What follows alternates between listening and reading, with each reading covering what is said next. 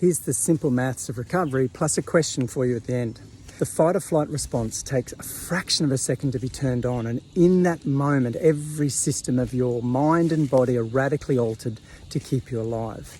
And the impact of that stress response can take up to an hour to wear off. So the maths is actually very, very simple.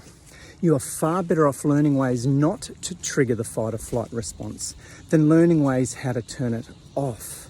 And what turns on a fight or flight response? It is our perception of threat. Not threat, but our perception of threat. And that's something you can do something about. So you can change your perception of threat so that a fight or flight response is not being triggered and having that massive impact on your mind and your body.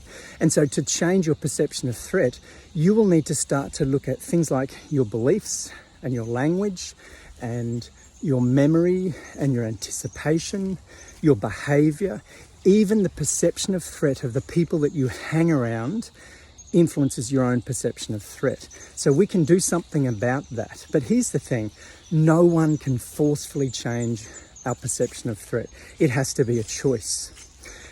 So the longer that you argue that things like exercise is dangerous, or food, or light, or chemicals, or people, the more you argue that these things are dangerous, you're locking into place your perception of threat, and your brain will trigger a fight or flight response whenever you're around these triggers and having that massive impact on your mind and your body through the stress response.